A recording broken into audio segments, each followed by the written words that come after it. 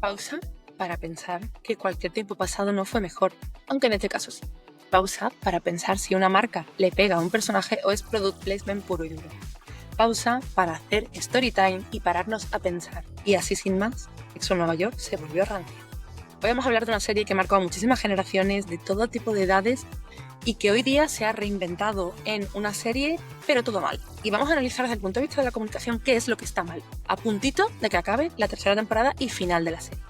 Soy Adriana Tejada y esto es Pausa para. Empezamos. El fenómeno original. En su momento, Sexo en Nueva York fue revolucionaria. No fue revolucionaria porque fuera perfecta, que no lo era. No fue revolucionaria porque sus personajes fueran súper habituales y todo el mundo se puede sentir identificado. No. No fue revolucionaria porque fuera visualmente súper bonita, porque tampoco lo era al principio.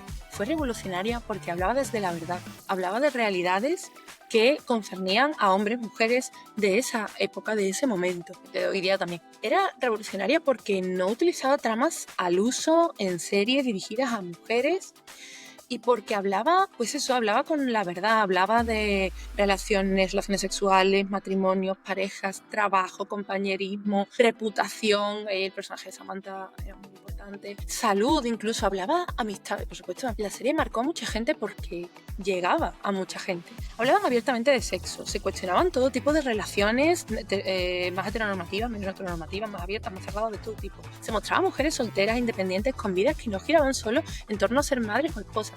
Cierto es, y esto es la propia idiosincrasia del contenido de la serie, del argumento, que la serie estaba muy circunscrita al momento sexo, al momento relaciones. Es lógico, porque era de lo que iba la columna de Carrie. Pero la columna de Carrie era un magazine para contar la vida de estas mujeres. Es decir, Sexo en Nueva York, que es la columna de Carrie en la que habla de relaciones de mujeres, realmente lo que hacía era exponer cómo había mujeres que podían ser y tener relaciones igual que los hombres, otras que no, y que todo era válido. Todo era válido. Teníamos un abanico muy amplio en la serie, de todo tipo de planteamientos. Y al final, lo que pasó en la serie es que con el tiempo fue cambiando, pero ahora veremos un poquito más adelante. Todo esto tenía un punto canalla, divertido, irónico, mordaz, original, un poquito grunge. De hecho, había comentarios y contenido político. O sea, ¿de qué voy a saber quién es Giuliani, que fue un alcalde de Nueva York en los años 90, cuando yo era una niña? Pues resulta que lo sé porque era un personaje que aparecía nombrado, evidentemente no este señor, en Sexo en Nueva York, ¿vale? Entonces, este tipo de cosas son muy importantes porque te anclan a la realidad. Pasar de puntillas por un tema no te ancla a la realidad. Es así. Es mejor ser un poco polémico que no quererte mojar con él. En fin, era una serie que de algún modo incomodaba a mucha gente y eso hizo que conectara también con mucha gente. O no que hiciera que conectara con mucha gente, pero que este motivo por el que los incomodaba es por el que conectaba con muchas personas. Y la hizo brillar. Hizo brillar a las actrices, las tramas, nos encantaba y luego cambió. El cambio y la inclusión forzada. Como te decía antes, nos encantaba y luego cambió. Y eso es algo que difícilmente el espectador perdona. Entonces, tiempo después llegó And Just Like That. La misma escena, los mismos nombres, las mismas calles, los mismos personajes, pero un espíritu totalmente diferente. Y ojo, porque esto no empezó aquí de golpe. Si miras bien, en torno a la temporada 4 o 5 aproximadamente, la serie empieza a pegar un subidón a nivel visual, comunicación, cast que aparecen. Y esto hace que se pierda mucha conexión.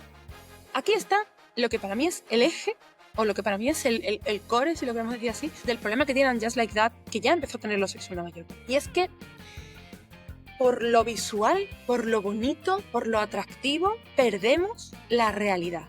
Yo entiendo perfectamente que tú tienes que mostrar el lujo de estos personajes porque viven en un entorno lujoso, viven en Manhattan, esto es lógico, el Gossip Girl lo era, es así. Pero si toda la trama o todo lo relacionas por eso, todo lo basas en lo visual, lo atractivo, en que Carrie ya no lleva ropa, aunque sea súper diferente, pero todo es como exagerado, todo. Al final es que estás perdiendo la historia, estás perdiendo el norte. Y esto le pasa a muchísimas series. Siempre he pensado que las chicas de oro corrieron para que Sexo en Nueva York pudiera andar. Tramas en las que hay personajes que, no te voy a decir que sean historias exactamente iguales, porque es diferente, incluso visualmente son distintas, es anterior, pero es cierto que tienen arquetipos de personajes similares, tienen relaciones, tienen un personaje como Blanche, que es como la más golfilla del grupo, y es de la que más en la que más se meten porque está con más hombres y cosas así, tiene relaciones con hombres sin ningún tipo de problema, sin ningún tipo de atadura. Y esto a mí siempre me ha recordado mucho a Samantha, era la Samantha de su grupo. Y esta serie tenía una manera visual de mostrar a los personajes, no cambió en los años y las temporadas. Y creo que eso es lo que hace, en cierto modo, Las Chicas de Oro sea un regalito, un recuerdo muy bonito en las mentes de muchas personas. ¿Qué es lo que le pasa a Sexo en Nueva York? Que sí cambió. ¿Y cómo lo hicieron? Pues mira, los guiones se suavizaron, la moda pasó a ser la esencia absoluta de los personajes, el lujo fue la esencia absoluta, no una parte más de estas tramas, sino la base. Fue un escaparate constante y en la película ya ni te cuento. Y And Just Like That, ¿qué decimos?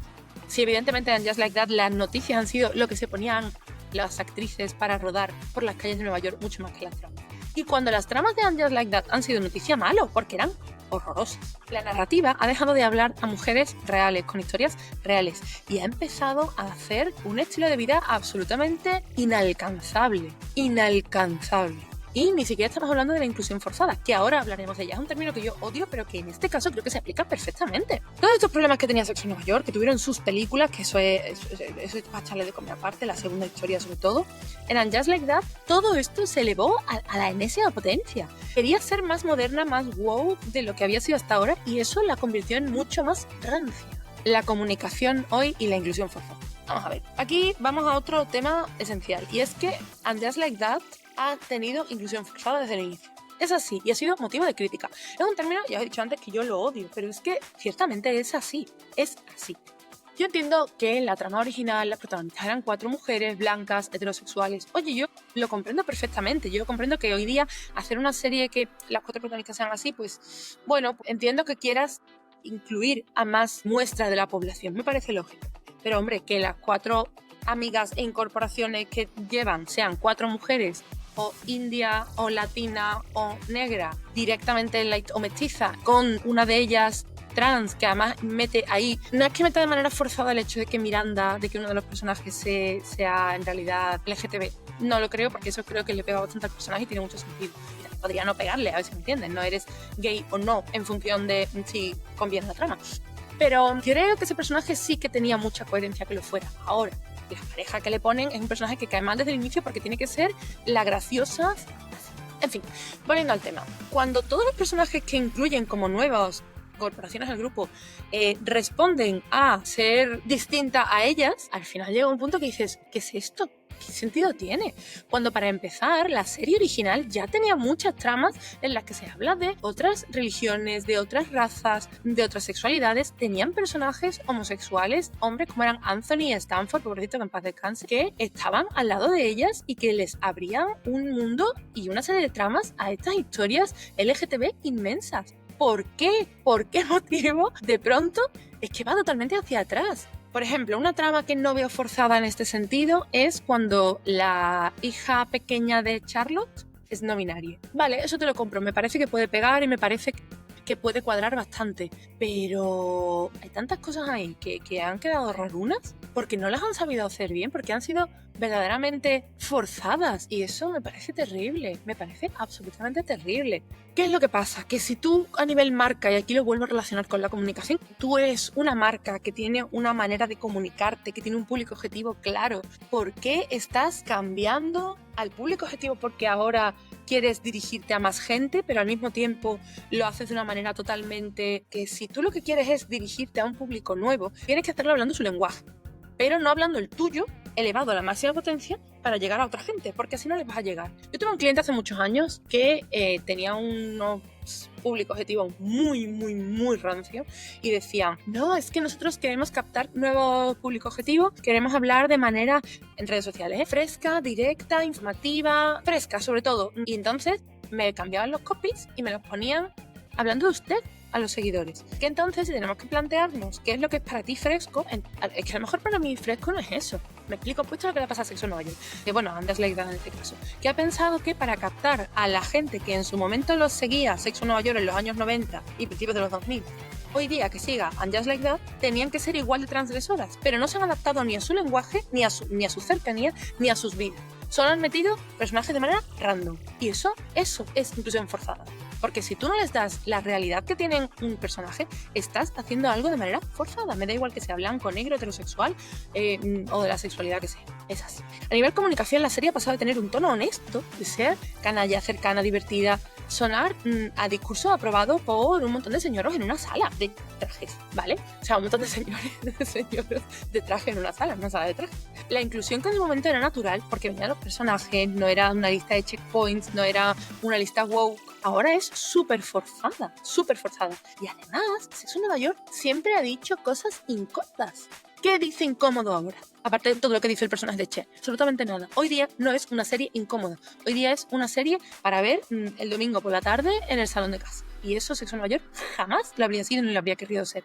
Porque era su fuerte. No ser una serie que tú verías en el salón de casa con tus padres. Y hoy día puede serlo sin padres. Antes te creían las conversaciones de Carrie y Miranda sobre sexo, sobre trabajo, y ahora suenan a frases diseñadas para tener un buen contenido en redes sociales que sea sobre todo bonito y atractivo.